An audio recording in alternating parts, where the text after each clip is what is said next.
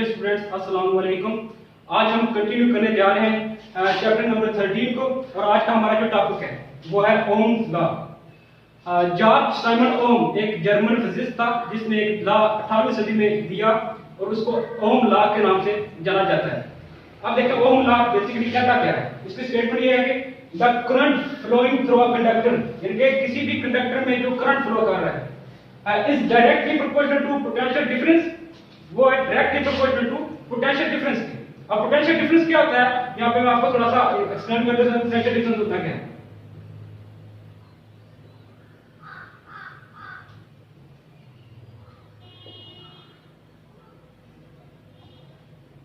For example ये एक conductor है, इसके साथ हमने कोई सोर्स यहाँ पे लगाया है। उस सोर्स के लगाने से जो करंट यहाँ पे जो सोर्स बैटरी है कोई भी, उसको हम बोलेंगे पोटेंशियल डिफरेंस, और इसको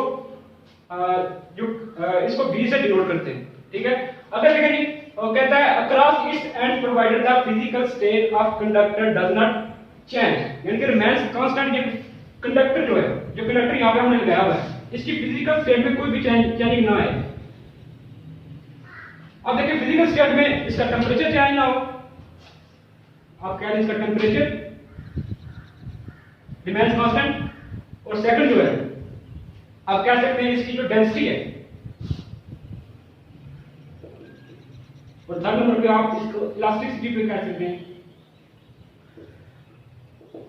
इसकी इलास्टिसिटी। ये तीनों चीजें जो है ये कांस्टेंट रही, ये चेंज ना हो, तो आप यहाँ पे ओम लॉ जो है अबे होगा। यानी कि इसकी मैथमेटिकल फॉर्म में देखें,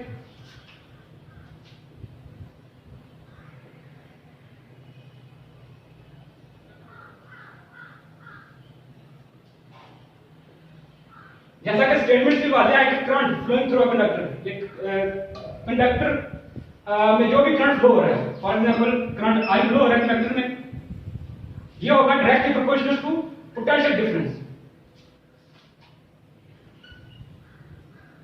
पोटेंशियल डिफरेंस को हमने V से यहाँ पे डिनोट किया है। तो करंट जो है पोटेंशियल डिफरेंस, यानी जितना ज्यादा पोटेंशियल डिफरेंस होगा, जितना ज्यादा पोटेंशियल डिफरेंस होगा, उतना ज्यादा करंट यहाँ पे आपको सर्किट में मिलेगा। अब देखें, अगर हमने यहाँ पे साइन ऑफ प्रोपोर्शनैलिटी को खत्म करना है, तो I आप लिख सकते हैं इज इक्वल टू कांस्टेंट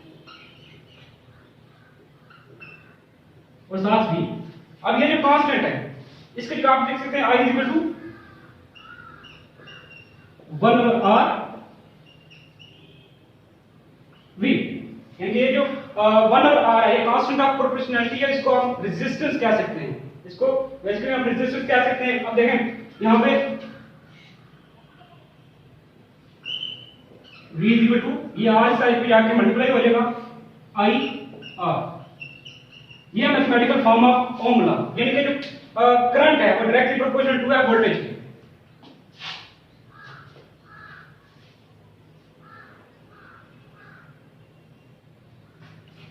अब देखें आगे रेजिस्टेंस, जो हमने यहाँ पे फैक्टर जो पढ़ा है और कांस्टेंट ऑफ प्रोपोर्शनैलिटी, इसको रेजिस्टेंस के नाम से जाना जाता है। रेजिस्टेंस क्या होती है?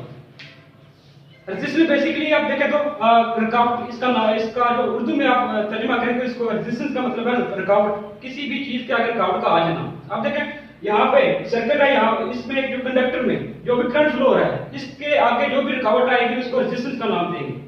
अब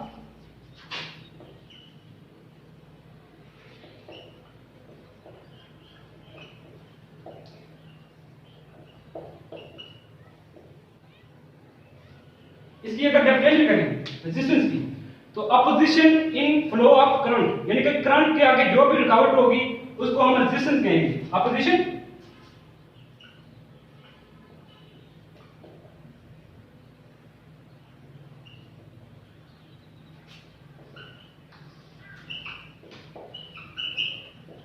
फ्लो ऑफ करंट। अब रेजिस्टेंस अक्ल कैसे होती है, कैसे कंडक्टर में रेजिस्टेंस पैदा होती है, तो वहां पे यहाँ पे मैं थोड़ा सा एक्सप्लेन कर देता हूँ। इसी कंडक्टर को ले लें, यहाँ पे जो कंडक्टर में नंबर ऑफ इलेक्ट्रॉन्स होंगे, नंबर ऑफ इलेक्ट्रॉन्स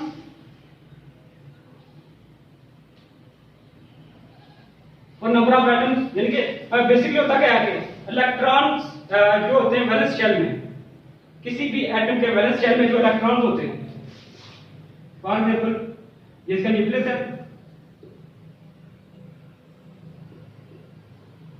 और ये इसका वैलेंस शेल है। इसमें जो इलेक्ट्रॉन्स होते हैं वो लूजली बाउंड होते हैं, यानी कि वो टाइटली बाउंड नहीं होते, वो मूव कर सकते हैं फ्रीली, और उनके फ्रीली मूव करने से वो जो करंट उन्हीं इलेक्ट्रॉन की वजह से जनरेट होता है किसी भी सर्किट में। अब देखें यहां पर नंबर ऑफ एटम्स हैं,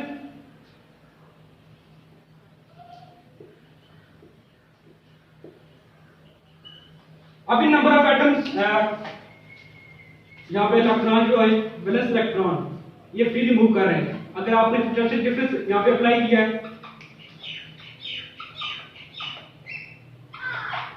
यानी कि सोर्स यहाँ पे अप्लाई करने से बैटरी या पोटेंशियल डिफरेंस जो भी है यहाँ पे अप्लाई करने से होता क्या है कि यहाँ पे एक इलेक्ट्रिक फील्ड जनरेट हो जाती है।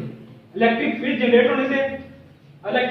होने से यहाँ पे जो नंबर ऑफ इलेक्ट्रॉन्स हैं वो इलेक्ट्रिक फील्ड की सिमत में जिस डायरेक्शन में जनरेट हो रही है उसके अपोजिट डायरेक्शन में जो नंबर ऑफ इलेक्ट्रॉन्स वो मूव करना स्टार्ट हो जाएंगे। यानी कि ये वाले जो इलेक्ट्रॉन्स जो मैंने ब्लैक यहाँ पे मार्क किए हैं इलेक्ट्रॉन्स ये मूव करेंगे टुवर्ड्स पॉजिटिव टर्मिनल। अब देखें जब ये इलेक्ट्रॉन्स पॉजिटिव टर्मिनल की तरफ मूव करेंगे तो यहाँ पे जो एटम्स हैं वो भी उनकी भी मोशन ऊपर नीचे आगे पीछे जारी रहेगी, और इनकी इलेक्ट्रॉन्स की जो कलेक्शन होगी वो एटम के साथ होती रहेगी। यानी कि जो वैलेंस इलेक्ट्रॉन थे इनकी कलेक्शन एटम के साथ होती रहेगी, जिसकी वजह से इस कलेक्शन की वजह से यहाँ पे रेजिस्टेंस पैदा होगा। तो ये था कि रेजिस्टेंस किसी भी कंडक्टर में कैसे पैदा होती है। तो अब देखें रेजिस्टेंस मैंने बताया कि इसका यूनिट क्या होता है।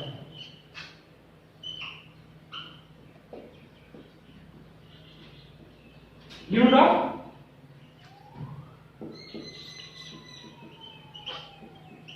रेजिस्टेंस। अब रेजिस्टेंस का जो यूनिट है उसको ओम कहते हैं, उसको डिनोट करते हैं, ये इसका साइन है ओम का। अब 1 ओम किसके इक्वल होता है? अगर आप इसको इसमें डिफरेंस जो है बयान करें तो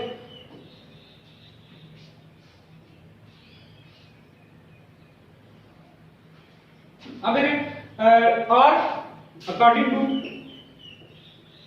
ohms law V is equal to I R। अब रेजिस्टेंस को यहां से अगर आपने निकालना है तो R is equal to V over I।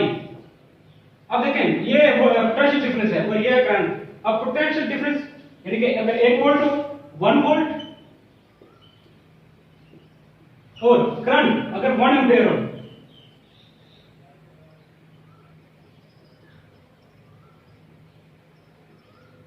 तो यहाँ पे जो रेजिस्टेंस जो पैदा होगी उसको हम कहेंगे कि 1 ओम रेजिस्टेंस यहाँ पे पैदा होगी। ठीक है, इसकी डेफिनेशन को प्रॉपर्ली देख लेते हैं कि 1 ओम किसके इक्वल होता है।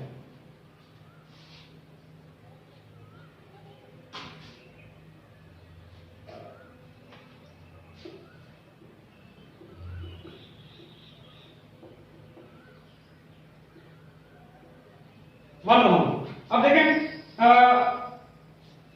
when 1 ampere current is passing when 1 ampere current passes through a conductor due to potential difference of 1 volt, यानी कि 1 ampere current पास हो रहा है because of 1 volt potential difference। जैसे कि मैंने आपको पहले बताया कि अगर 1 ampere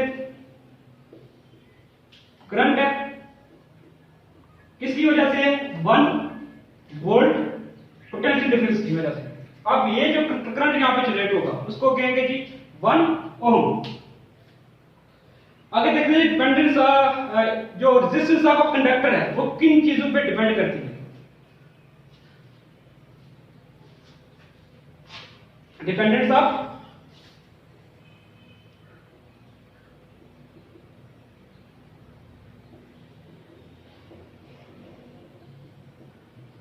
रेजिस्टेंस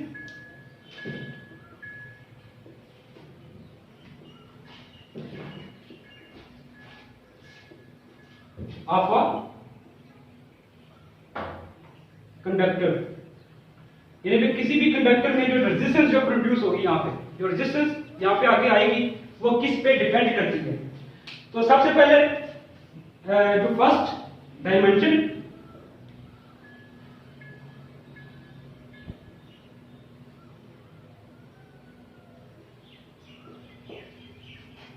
ऑफ कंडक्टर, इसमें इसका एरिया ऑफ क्रॉस सेक्शन आ जाएगा। तो उसके बाद इसकी लेंथ और एरिया ऑफ क्रॉस सेक्शन क्या है।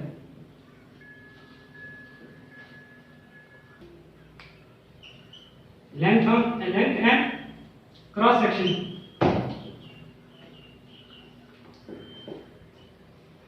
ये था जी पहला फैक्टर जो अफेक्ट करता है किसी भी कंडक्टर में रेजिस्टेंस जो होती है उसको। उसके बाद जो सेकंड है फिजिकल स्टेट ऑफ कंडक्टर।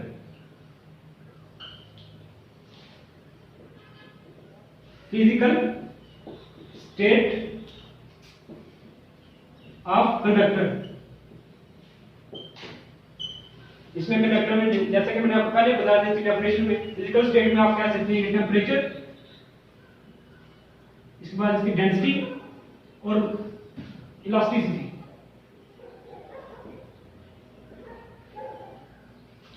अब देखिए जो थर्ड फैक्टर है कि कंडक्टर किस किस्म का है, उसकी नेचर किस किस्म की है। अब जो थर्ड फैक्टर है यहां पे नेचर ऑफ कंडक्टर। ये तीन फैक्टर हैं जो अफेक्ट करते हैं किसी भी कंडक्टर में रेजिस्टेंस को। ठीक है जी। अब देखें इसके बाद हम स्टडी करते हैं कि ओमिक और नॉन ओमिक कैसे कौन सी होती हैं, एमटीडी कौन से होते हैं।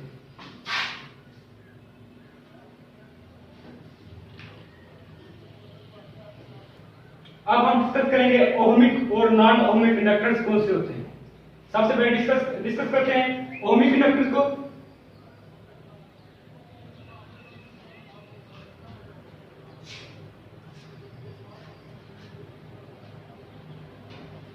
अब देखें ओहमिक कंडक्टर्स ऐसे कंडक्टर्स होते हैं जो ओहम लॉ को ओबे करते हैं, यानी कि ओहम लॉ को ओबे करते हैं ऐसे कंडक्टर ओहमिक कंडक्टर कहलाते हैं।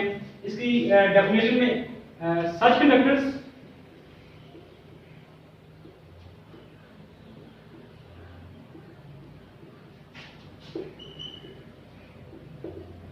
which obeys Ohm's law are called ohmic conductor. अब देखें ओहम्स लॉ जो था यानी कि current is directly proportional to potential difference. इस I is directly proportional to V। इस लॉ का जो भी कंडक्टर्स ओबे करते हैं ऐसे कंडक्टर ओहमिक कंडक्टर कहते हैं। अब देखें इसकी अगर हम देख लें कि फिजिकल स्टेट में कि अगर किसी भी कंडक्टर की फिजिकल स्टेट जो है वो कांस्टेंट रहती है तो वो ओहम लॉ को ओबे करेगा, यानी कि उसका टेम्परेचर, उसकी डेंसिटी और बाकी चीजें, इलास्टिसिटी वो रिमेन्स कांस्टेंट रहती हैं, तो वो डेफिनेटली ओहम लॉ को ओबे करेगा। अब इसकी ग्राफिकली देखते हैं कि इसमें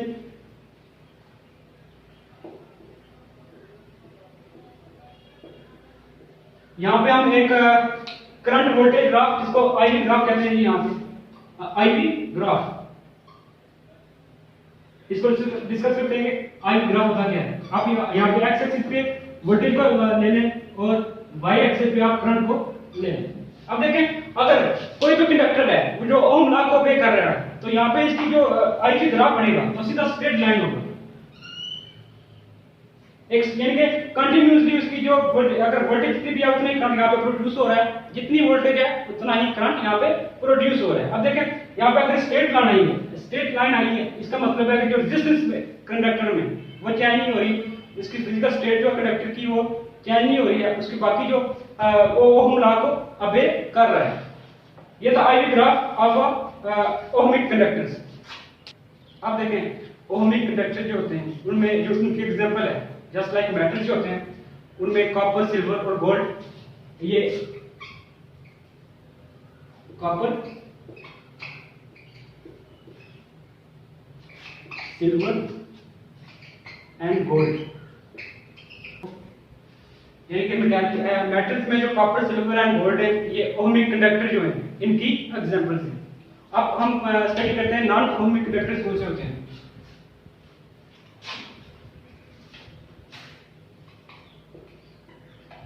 नॉन ओहमिक कंडक्टर्स ऐसे कंडक्टर जो ओहम लॉ को ओबे नहीं करते हैं, ऐसे कंडक्टर्स ओहमिक कंडक्टर्स कहते हैं। इसकी डेफिनेशन में देखिए सच कंडक्टर्स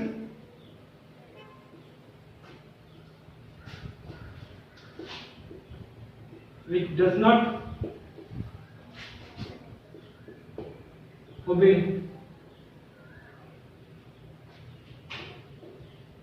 Ohm's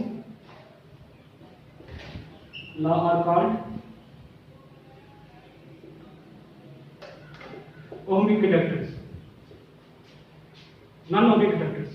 जो ओबे नहीं करते उनको नॉन ohmic conductor कहेंगे।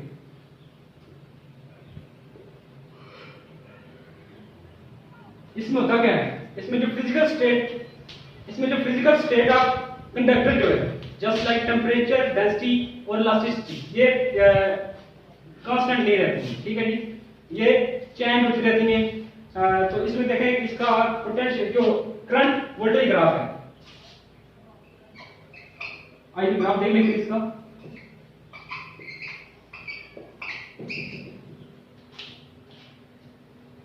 जैसे कि हमने पहले भी किया था, एक्स एक्सिस पे आप वोल्टेज को ले लें और वाई एक्सिस पे आप करंट को ले लें।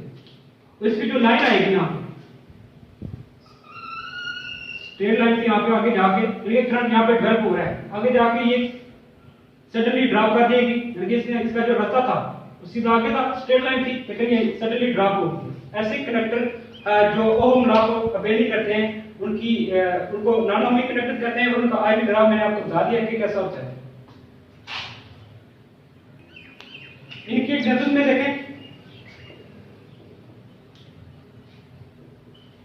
फिलामेंट ऑफ बल्ब, ये एक नॉन ओहमिक कंडक्टर की एक एग्जांपल है। उसके बाद सेमीकंडक्टर डायोड। सेमीकंडक्टर डायोड क्या होते हैं? सेमीकंडक्टर डायोड ऐसे होते हैं, जैसे कि मैंने आपको इसके आईवी ग्राफ बना दिया, यहाँ पे आपको समझ आ जाएगी कि यहाँ पे जो सेमीकंडक्टर डायोड होते हैं,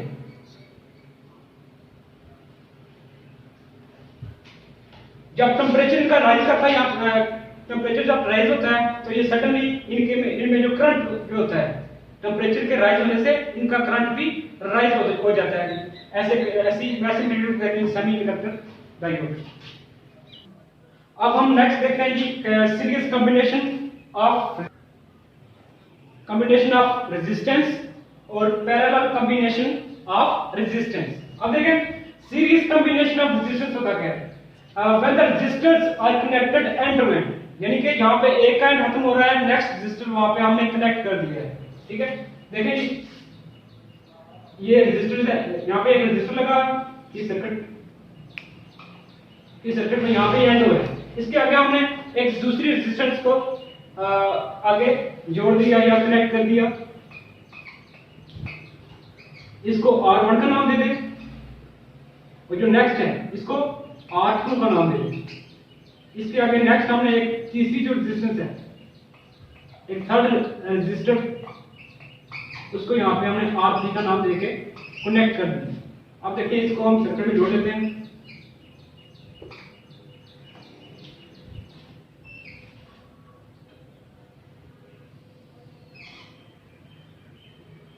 यहाँ पे potential difference because of source of, जो भी सोर्स लगाया हुआ होगा आपने, पोटेंशियल डिफरेंस डेवलप होगा।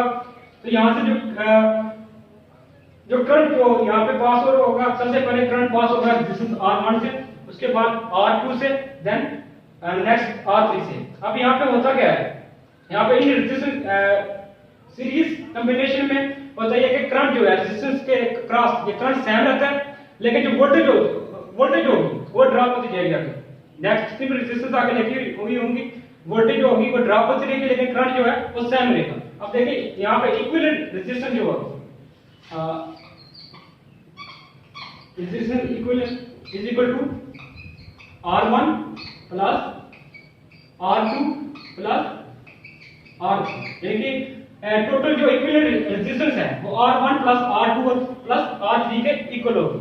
अब देखें जी पैरेलल कॉम्बिनेशन में होता क्या है।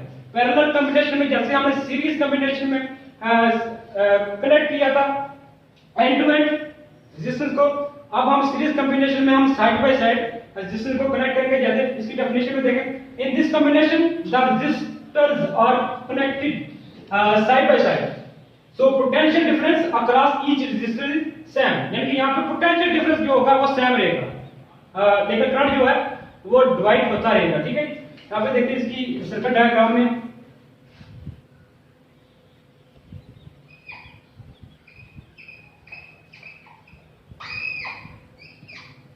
यहाँ पे एक रेजिस्टेंस, इसके पैरेलल दूसरी रेजिस्टेंस और इसके पैरेलल तीसरी रेजिस्टेंस को यहाँ पे हमने कनेक्ट करके किसी भी सर्किट में